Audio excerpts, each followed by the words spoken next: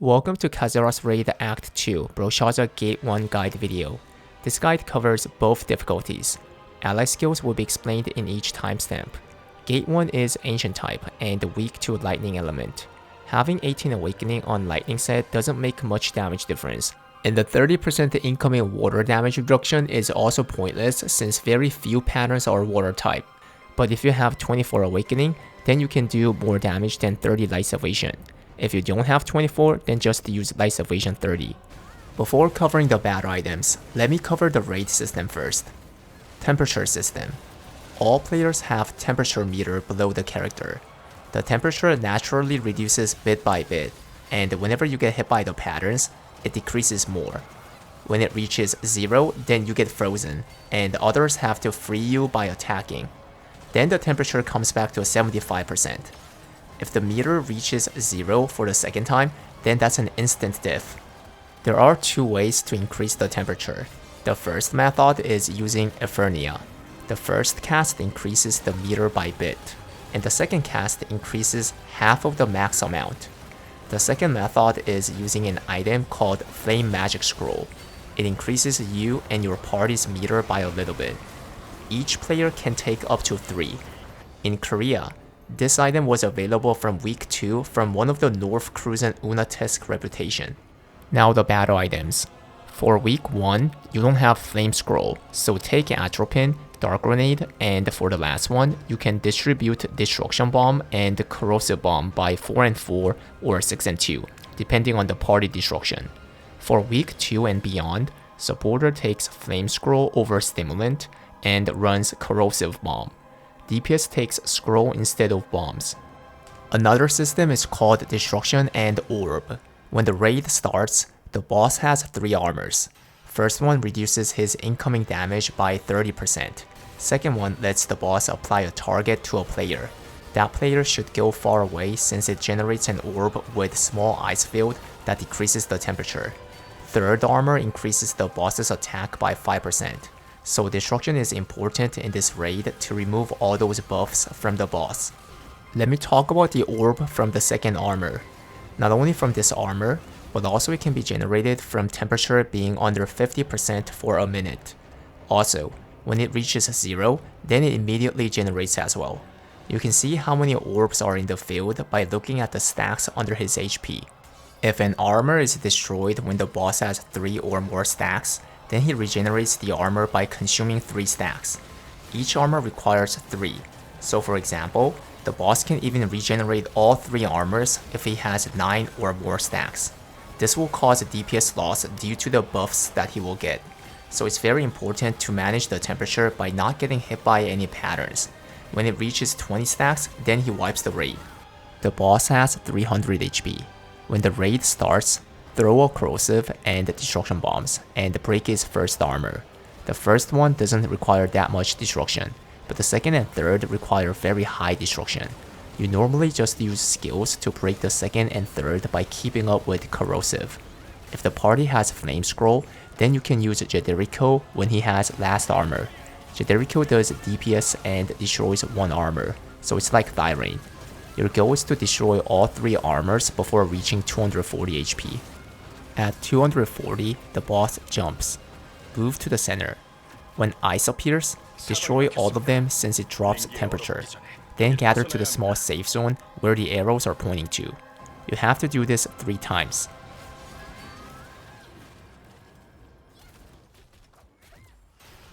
On the second one, the boss lands in the center. Be careful not to be in the center range since your temperature falls.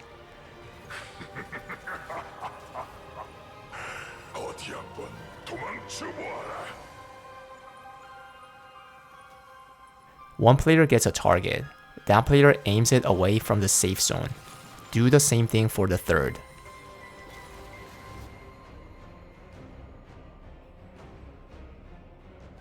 When it's done, use Flame Scrolls and move a little bit closer to the boss. He will move front and back, then require 3-man co-op counter by facing you. Succeed a counter, and DPS the boss by using Atropine.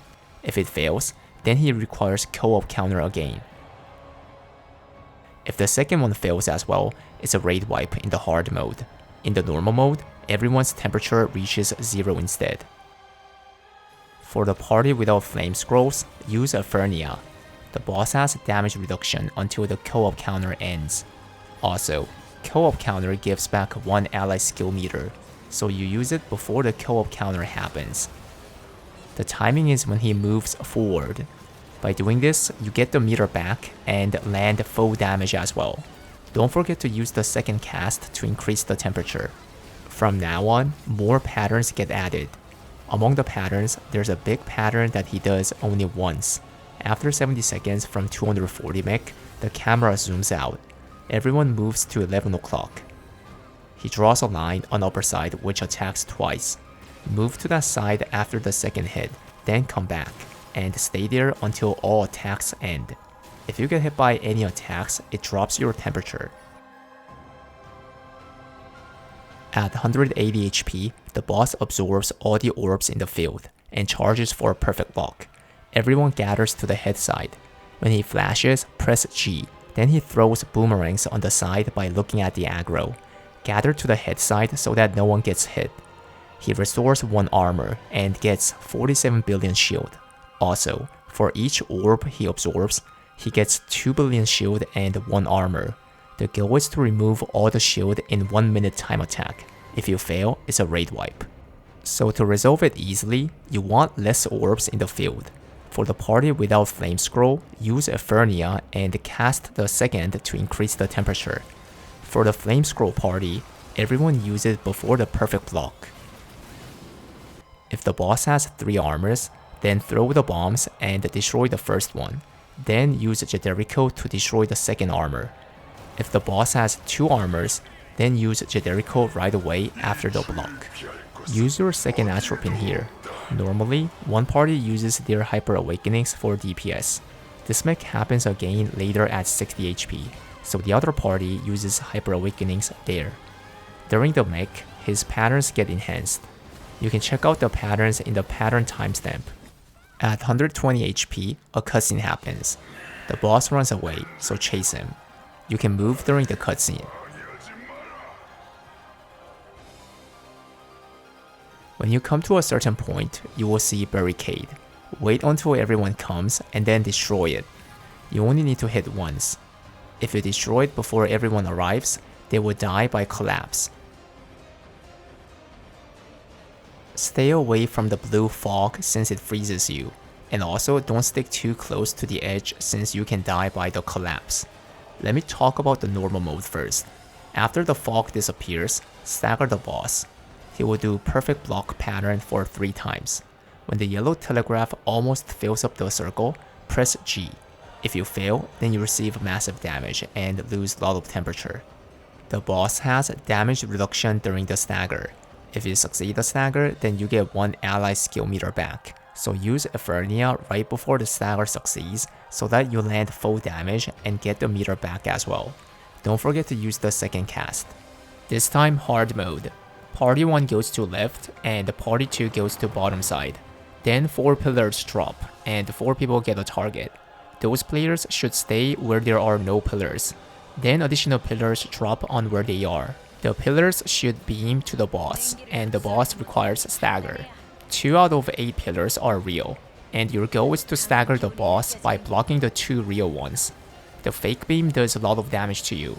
The real ones apply debuff above your mana bar with little bit damage. If the debuff reaches 20, then that player freezes, so you have to take turns blocking it.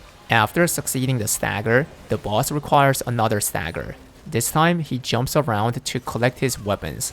Stagger him as soon as possible since he gains 2 orb stacks whenever he collects his weapon. Same as normal mode, use Ephernia right before the stagger happens, so that you get 1 ally skill meter back after the stagger and land full damage as well. Don't forget to use the second cast. From now on, more patterns get added once again, and you have to consistently destroy his armors by using the bombs until it reaches 60 HP, so that he consumes the orbs for regenerating his armors. This is because at 60, he does the shield removing mech again, so you don't want him to absorb a lot of orbs when that mech starts. 60 HP, he does the second shield removing mech. Same as 180, gather to the head, use the last flame scroll, perfect block, and then destroy the first armor, then use Jederico. If the boss has only 2 armors, then use Jederico right after perfect block. For the party without flame scroll, use Ephernia and the second cast as well. Also, use your last natural pin. The party that didn't use Hyper Awakening should use it here. If you remove the shield, that's the end of whole mech, and you just have to take him down to 0. On the way, you get one more ally skill. Use Azena and her second cast to finish him since she does the highest damage. Now let me cover the patterns. All the patterns pretty much lowers your temperature. Normal patterns: side boomerang and jump. The boss attacks the side 3 times by turning around, then jumps. If you stick close, you can dodge the boomerangs, so stick close and then stay out when he jumps. Perfect block and boomerang. The boss charges front, which can be perfect blocked, then throws a boomerang to the front, which circles the outer side. You don't really have to block this, just stay away when he charges and then stick to his back. Charge and perfect block. The boss holds his shield and charges short distance, which can be blocked. Then he jumps on the aggro. No need to block this, just stay away from his path. Charge and counter. The boss charges long distance and shows counter by looking back. Stay away from his path, chase him, and counter. Tornado uppercut. The boss's hand glows blue and uppercuts the front while swiping the back, then attacks the outer side, and then hits the back 2 times. When the pattern starts, stay on the side, then come inside, and then come to the front. Tail. His tail glows and slams the back, which causes attack to sideways. Don't be on his back. Boomerang. A player gets a target mark above, and the boss aims boomerang to the aggro 2 times. If a player gets hit, the boomerang duplicates to 3 and flies around the field, which can kill the players. The target should stay on one direction and move sideways. 1-2 and grind. The boss attacks front 2 times and grinds the side. Just chase his back and stay on his center back. You will get hit by the grind if you're even a little bit close to the side. 1-2 and jump. The boss attacks front 2 times and then jumps.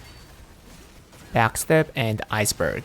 The boss steps back and throws an iceberg to the front that can kill you. Go to his back. Grab 3 times. The boss tries to grab an aggro for 3 times by moving very long distance.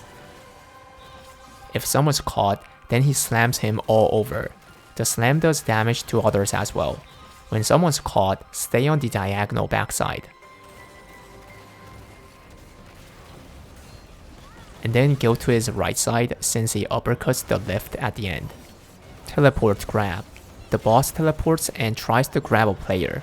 If no one's caught on the first grab, then he teleports to the center and charges to one direction, so stay away from the front.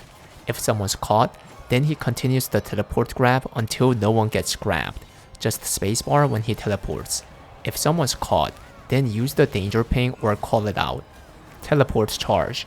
The view zooms out and the boss teleports to the center, then charges to a direction, and then charges again to clockwise, which attacks the field in rectangle sequence. At the end, he jumps in the center with donut attack. For the rectangles, you can just dodge it or stay on counterclockwise direction of charge. For the donut, stay in the safe zone and then come to the inner side since the safe zone gets hit at the end. Stomp. The boss stomps the field for 3 times, which generates ice. Then he jumps to an aggro and pushes the near ice to the edge. If you stay on where ice generates, then you get caught and get pushed to the edge. Now let me cover the additional patterns after 240 HP. Grind and jump. The boss grinds the side and front, and then jumps. Stay on his backside when he grinds, and stay away when he jumps. Counter. The boss jumps for a long time, which generates ice on outside and requires counter. Everyone stick to one spot as soon as he jumps, and then counter. Blue telegraph. The boss shows blue telegraph on front and back, which freezes the players. Then he grabs the outside. When someone's caught, he receives massive damage. When no one's caught, he turns 180 and slams the nearby 2 times. Dodge the telegraph by staying on the side, then stay inside, and then stay on his back with some distance. Stagger and perfect block. The boss holds his hands requiring stagger. Stagger from outside until the yellow telegraph happens, and then go in and do the stagger.